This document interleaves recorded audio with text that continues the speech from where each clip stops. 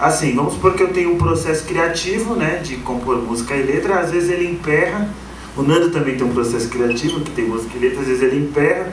E quando a gente está junto, a gente acaba mostrando as coisas um para o outro emperrada e a coisa se desenrola, né? Por ele ter mais essa questão desse estudo, né, mais aprofundado da harmonia e da música, né? E eu tenho mais essa questão da psicologia, que trabalha bastante com a palavra e tudo mais.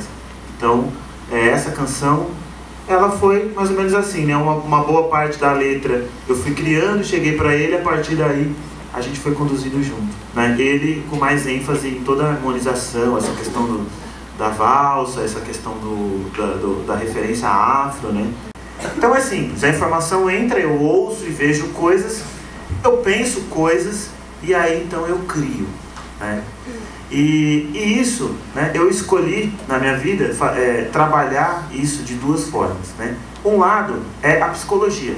O psicólogo é aquele que vai ouvir o que a pessoa está dizendo, né? E ele vai começar a ver se as coisas que aquela pessoa está dizendo, né, se elas combinam ou não, se elas estão combinando ou não, se elas estão soando bem juntas, se elas estão harmônicas ou se elas não estão harmônicas, né? Então o psicólogo é aquele, imagina um maestro que chega na frente da orquestra, né, e aí os instrumentos começam a tocar, e aí o maestro, ele vai ver se os instrumentos estão soando legais, estão combinando umas coisas, ou se tem alguns instrumentos que estão muito fora, certo? Então ele vai ver os sons, vai ver o que está acontecendo ali. E é assim que eu entendo a psicologia. Eu tenho trabalho no psicólogo como alguém que senta e ele vai ouvindo. Ele vai ouvindo e ele vai pensando, nossa, olha isso que a pessoa está falando, não está soando bem, né, para ela mesma. Olha, não está combinando isso. Talvez ela esteja sofrendo com isso. Olha, isso está soando muito bem, que legal. E vai ajudando a pessoa a entender, né, o que está acontecendo ali. Então, eu vejo que o trabalho do psicólogo é muito parecido com o trabalho do músico também, né? No sentido de ouvir. O músico também precisa ouvir, né? O músico precisa ouvir as coisas que estão fora. O músico precisa, na hora que ele está com a banda, ele precisa ouvir a banda. Pelo ouvido a gente vai recebendo palavras, a gente vai recebendo informações, e a gente precisa estar atento a isso.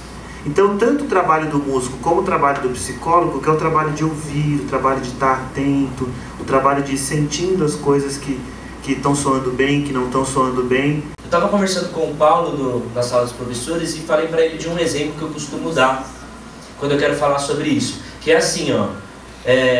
Imagina um artista plástico com um quadro em branco na frente dele.